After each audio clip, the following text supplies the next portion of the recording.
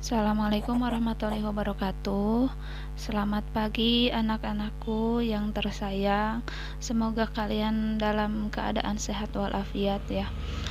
Nah, untuk kali ini Ibu akan mulai daring di semester kedua ini ya. Sebenarnya masih materi pertama, tapi mudah-mudahan kita bisa mengejar.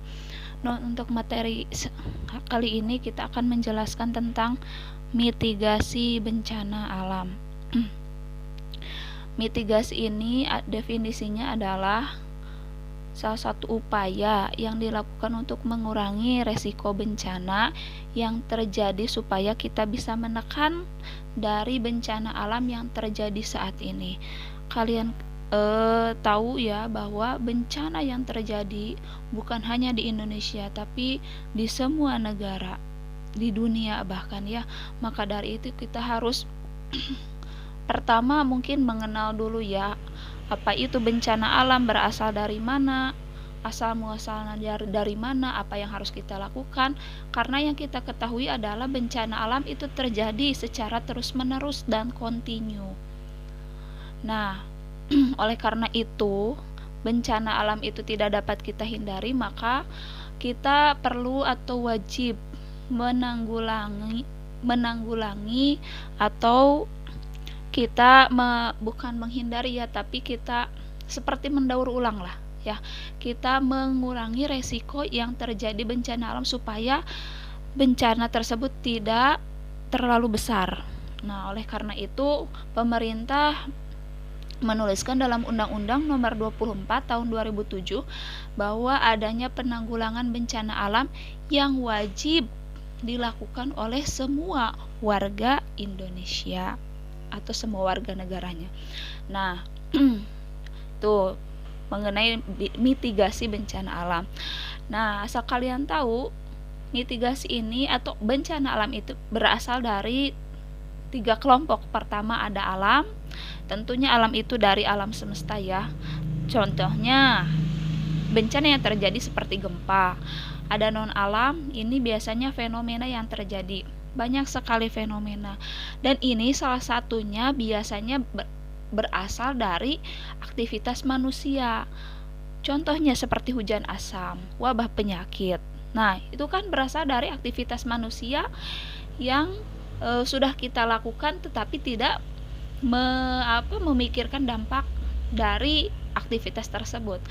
Lalu adapun yang ketiga ada sosial. Nah, biasanya ini ada interaksi manusia, bukan hanya wabah penyakit tetapi sosialnya yang terjadi, atau seperti konflik antar kelompok yang ada di Papua dan lain sebagainya. Pokoknya banyak sekali kalau dibahas tuntas ya. Dan yang selain dari asal muasal bencana alam itu sendiri, maka di sini ada jenis-jenis dari bencana alam atau mitigasi. Yang pertama itu ada litosfer. Litosfer itu biasanya terjadi bencana di bawah permukaan tanah atau permukaan bumi. Nah, contohnya seperti gunung api, ya, meletusnya gunung api, tanah longsor, gempa bumi dan lain sebagainya. Banyak sekali ya. Ini terjadi loh ya, meskipun tidak di sekitar kita tetapi terjadi di Indonesia. Lalu ada hidrosfer. Hidrosfer itu jenis-jenisnya berupa air ya. Hidro itu air, seperti banjir, tsunami. Ini apalagi sekarang ya musim penghujan, banjir itu di mana-mana. Lalu ada atmosfer. Atmosfer itu berasal dari di atas permukaan bumi ya. Biasanya terjadi badai, tornado. Alhamdulillah sih di kita tidak, tapi mudah-mudahan yang terjadi di luaran sana mudah-mudahan tidak terlalu besar ya. Nah, mungkin seperti itu dari mulai mitigasi kelompok jenis. Dan ini banyak sekali dari jenis-jenis gunung api, banjir, badai itu memiliki karakteristik bencana, mulai dari berasalnya dari mana, kenapa bisa seperti itu, apa yang harus kita lakukan, itu dijelaskan di dalam karakteristik bencana. Nah, maka dari itu tugas kalian adalah membaca materi yang sudah Ibu sharekan modulnya Dan kalian baca, setelah dibaca lalu kalian lihat ke tugas, ranah tugas, kalian kerjakan tugasnya ya. Semoga dengan waktu 2 jam kalian bisa menyelesaikan tugas dan membaca penjelasan mengenai materi mitigasi bencana alam ini dengan baik. Dan manfaatnya ini sangat luar biasa besar sekali ya, ketika kita belajar mengenai materi bencana alam ini, karena ini yang sangat terjadi di sekitar kita ya, sangat erat sekali di sekitar kita. Semoga kita bisa merenungi bahkan bencana alam ini mungkin akibat karena ulah kita sendiri ya.